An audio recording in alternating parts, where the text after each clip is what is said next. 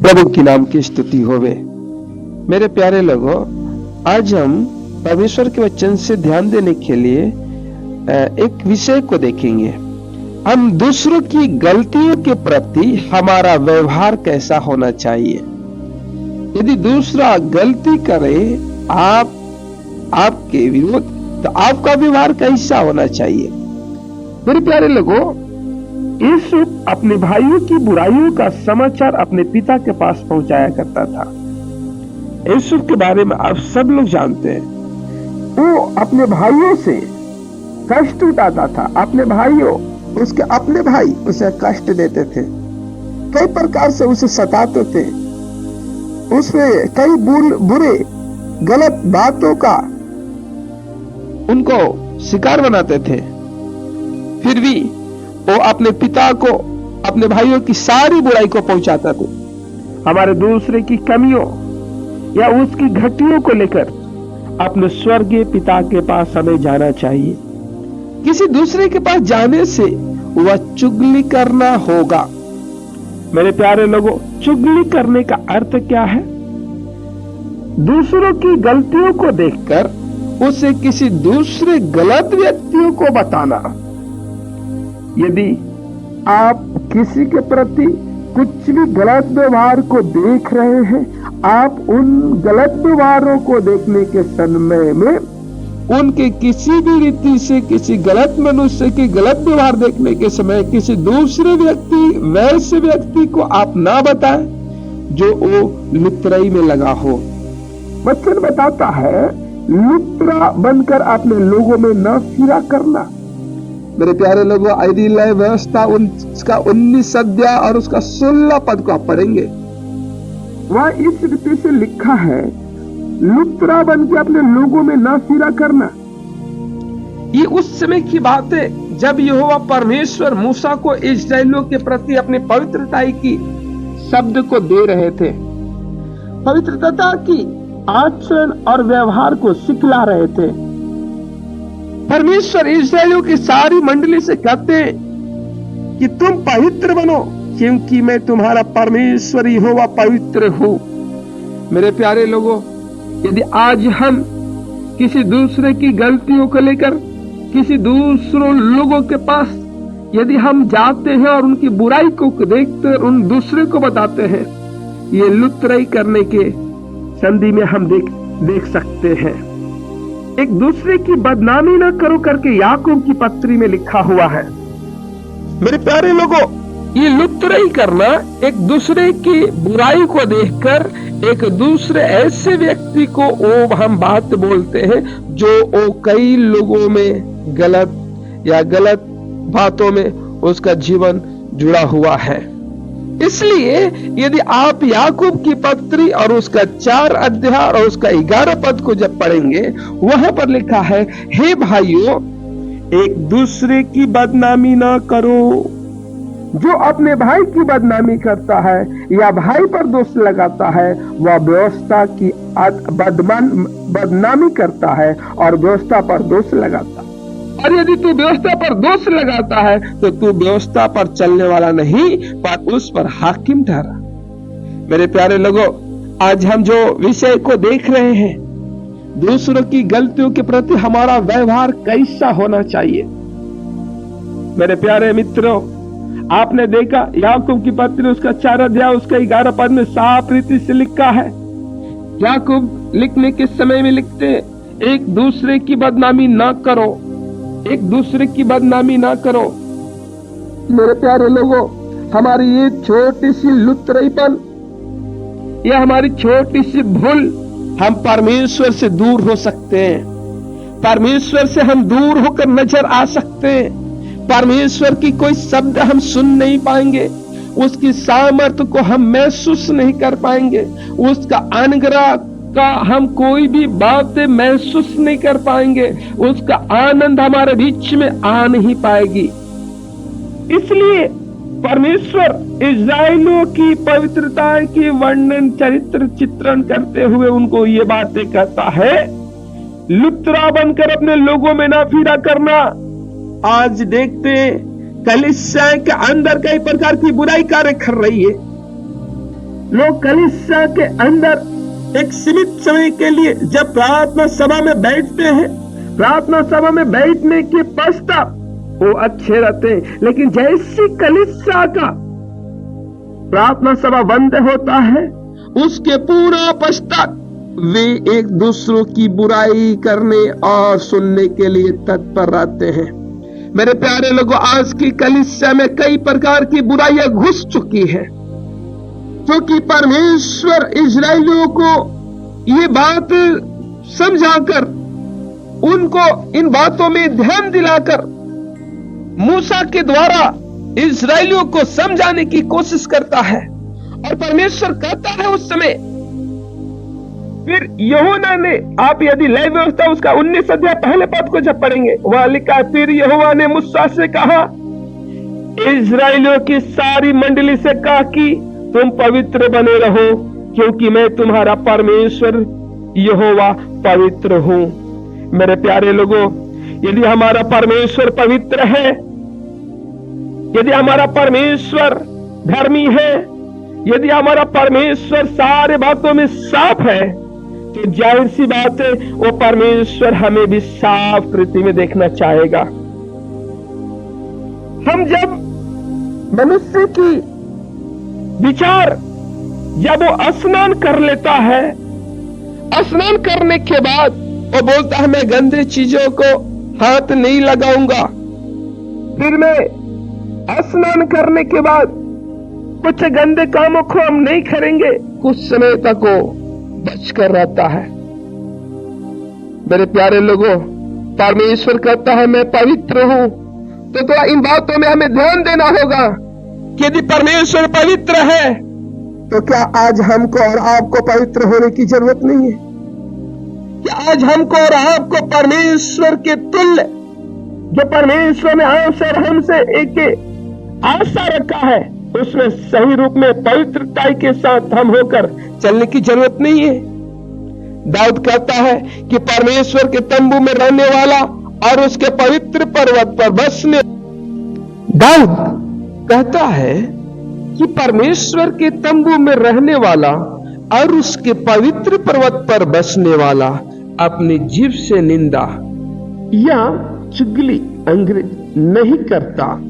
मेरे प्यारे लोगों, आप यदि भजन संहिता यदि 15 अध्याय और उसका 2 पद, पहले पद और दूसरे पद और तीसरे पद को जब देखेंगे, परमेश्वर साफ रीति से किन बातों से प्रसन्न रहता है, हम प्रभु के साथ में कैसे रह सकते हैं, हम इन बातों को समझ सकते हैं। लिखा है, हे परमेश्वर, तेरे तंबू में कौन रहेगा, तेरे पवित्र पर्वत पर कौन बसने पाएगा।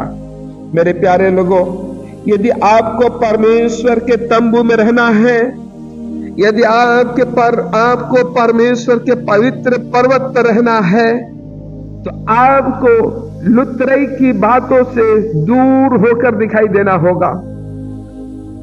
आपको एक दूसरे की गलतियों के प्रति आपका व्यवहार एक सही रूप में दिखाई देना होगा। जिस तरह से याकूब की पत्री में हम लोगों ने पढ़ा, एक दूसरे की बदनामी ना करो। मेरे प्रिय लोगों, उनसे हमें अलग रहकर दिखाई देना होगा। इसलिए वो दूसरे पद में इस रीति से कहता है, वह जो खराई से चलता और धर्म के काम करता है और हृदय से सच बोलता है। मेरे प्यारे लोगों, प्रभु के नाम की स्तुति होवे। प्रभु को झूठ से बहुत नफरत है, झूठ से बहुत नफरत है। हर एक झूठ बोलने वाला व्यक्ति यदि प्रभु में होने के बाद वो झूठ बोलता है, मेरे प्यारे लोगों, परमेश्वर ऐसे झूठे लोगों को पसंद नहीं करता है। इसलिए वो कहता है, दाऊद, तो लोग जो सच बोलते हैं, हृदय से सच बोलते हैं, झूठ बोलने वाले लोग भी सब नरक के आग में, नरक के झील में, आग के झील में दिखाई देंगे। आज कई लोग अपने होठों से प्रभु प्रभु प्रभु कहते हैं, लेकिन वे झूठ बोलने से भी थकते नहीं है। वो झूठ बोलने से भी कभी शर्मित नहीं होते हैं। मेरे प्यारे लोगों, मैं आपको आज बता देना चाहता हूं साफ रीति से कि हर एक झूठ बोलने वाला व्यक्ति उस झील में मिलेगा जो आग और गंधरस की झील कहलाती है। मेरे प्यारे लोगों, यदि आप प्रकाशित वाक्य उसका 21 अध्याय और उसका 8 पद को जब पढ़ेंगे, वहां लिखा है, परंतु डरपोकों और अविश्वासियों और घिनौनों और हत्यारों और व्यभिचारियों और टोन्हों और मूर्ति पूजकों और सब झूठों का भाग उस झील में मिलेगा जो आग और गंधरस से जलती रहती है। यह दूसरी मृत्यु है।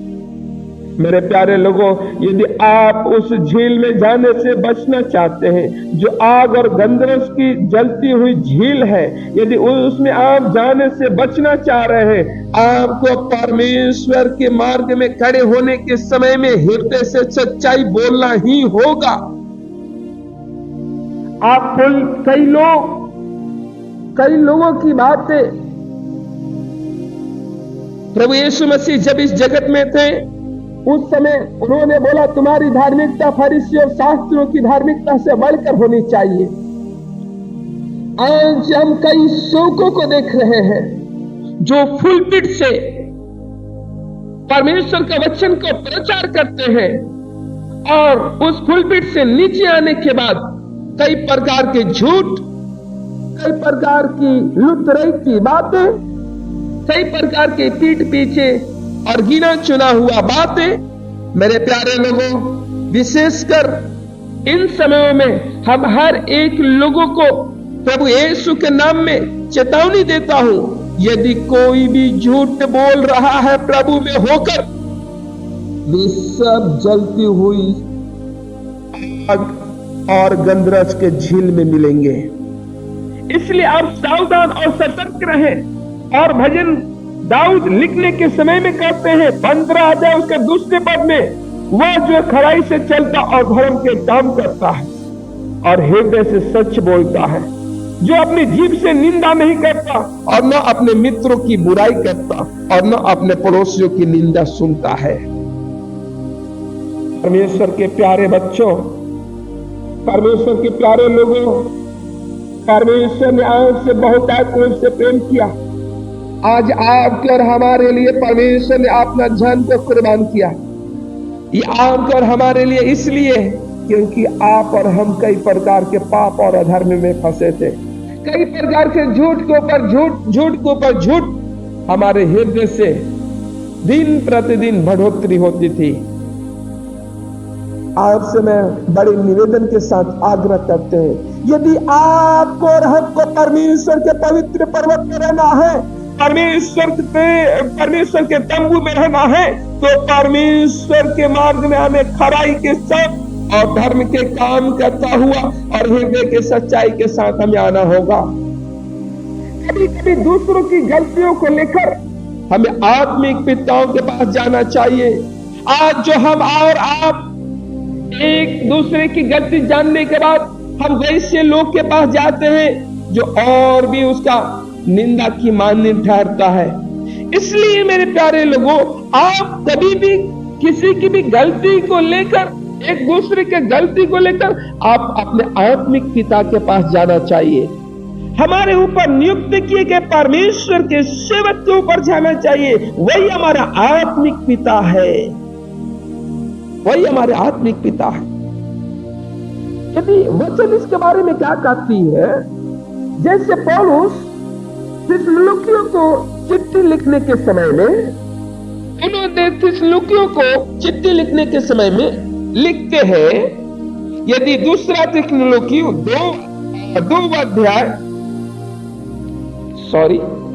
पहला थिस्सलुनीकी उसका 2 अध्याय उसका 11 पद, वह इस रीति से लिखता है, तुम जानते हो कि जैसा पिता अपने बालकों के साथ व्यवहार करता है, वैसे ही हम भी तुमसे हर एक को उपदेश करते और शांति देते और समझाते थे।